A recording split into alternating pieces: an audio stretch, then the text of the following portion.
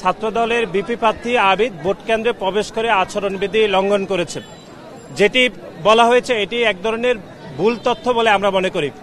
আমরা আপনাদেরকে স্মরণ করে দিতে চাই, ঢাকা বিশ্ববিদ্যালয় কেন্দ্রীয় ছাত্র সংসদ 2025-এর যে আচরণবিধিটি তৈরি করা হয়েছে সেখানের 12 খতে বলা হয়েছে নির্বাচনী কর্মকর্তা কর্মচারী, প্রার্থী, পোলিং এজেন্ট, রিটার্নিং কর্মকর্তা, অফিসার কর্তৃক অনুমোদিত ব্যক্তি ব্যতীত অন্য কেউ ভোট কেন্দ্রে প্রবেশ করতে পারবে না।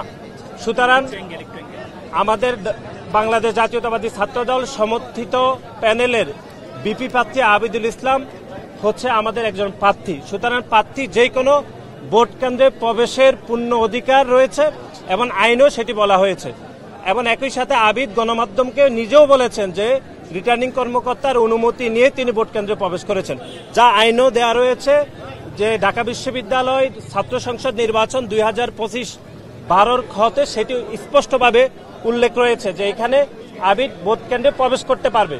কিন্তু তারপরও আমরা দেখেছি যে বিভিন্ন দুই একটি গণমাধ্যম এবং বিশেষ করে শিবিরের প্যানেল থেকে বারবার অভিযোগ করা হয়েছে এবং দুর্ভাগ্যজনকভাবে ঢাকা বিশ্ববিদ্যালয়ের কিছু কর্মকর্তা যারা নির্বাচন পরিচালনা করছেন কিন্তু নির্বাচনের আচরণবিধি বিষয়ে তাদের ন্যূনতম জ্ঞান না পেয়েও তারা নির্বাচনের দায়িত্ব পালন করছেন। এটি আমাদেরকে ব্যাপকভাবে আমাদেরকে হতাশাগ্রস্ত করেছে যে অন্তত ঢাকা বিশ্ববিদ্যালয়ের মতো জায়গায় ঢাকা বিশ্ববিদ্যালয়ের মাননীয় শিক্ষকরা কেন আচরণবিধি পড়বেন না, এটি আমাদের কোনোভাবে বোধগম্য নয়। এবং দুই একজন শিক্ষক শিবিরের প্যানেলের যারা প্রার্থী, বিশেষ করে বিপি প্রার্থী এবং জিএস প্রার্থী, তারা যে ভাষায় কথা বলছেন ঢাকা বিশ্ববিদ্যালয়ের কয়েকজন সম্মানিত শিক্ষক ঠিক একই ভাষায় কথা বলছেন বলে আমাদের মনে হচ্ছে। বসুন্ধরা টিস্যু, অশুদ্ধতার বিরুদ্ধে এক বিন্দুও ছাড় নয়।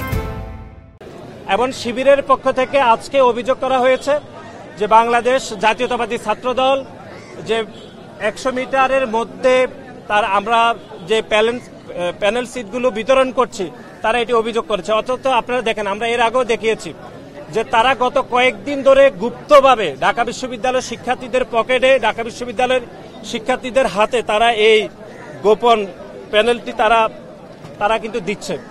আমাদের পক্ষে থেকে তো কোনো অভিযোগ করা হয়নি, আমরা তাদের অভিযোগের বিপরীতে আমরা এটি দিয়েছি।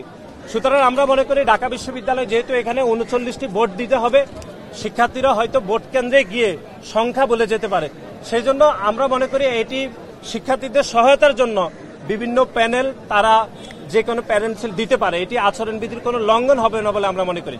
এবং বাংলাদেশ জাতীয়তাবাদী ছাত্রদল এই ভোট কেন্দ্রের 100 মিটার দূরে আমাদের সহায়তা কেন্দ্র আমরা স্থাপন করেছি, সেটাও নিয়ে মিথ্যাচার করা হয়েছে। এবং আমরা আবারও বলছি যে কোনো প্রার্থী যে কোনো ভোট কেন্দ্রে প্রবেশ করতে পারবেন, যেটি আচরণবিধির 12 খ স্পষ্টভাবে লেখা রয়েছে। ঢাকা বিশ্ববিদ্যালয়ের মাননীয় শিক্ষকরা দুর্ভাগ্যজনকভাবে আচরণবিধি না পড়ে তারা ভোটের যাবতীয় বিষয় পরিচালনা করছে। এটি আমার মনে হচ্ছে যে অন্য যে কোনো বিশ্ববিদ্যালয়ের শিক্ষার্থীরা এটি লজ্জা পাবে যে ঢাকা বিশ্ববিদ্যালয়ের শিক্ষকরা কিভাবে এরকম আচরণবিধি না পড়ে যে ছাত্রদলের একজন প্রার্থীর বিরুদ্ধে এরকম অভিযোগ করেন। এবং দুই একটি গণমাধ্যমও এরকম সংবাদ পরিবেশন করেছে। আমরা সে সকল গণমাধ্যমের কর্মীদেরকেও আমরা অনুরোধ করব যে আপনারা আচরণবিধি পড়ে যদি আপনারা সংবাদ পরিবেশন করেন তাহলে অন্তত কেউ ক্ষতিগ্রস্ত হবে না, সবার প্রতি ইনসাফ কায়েম হবে।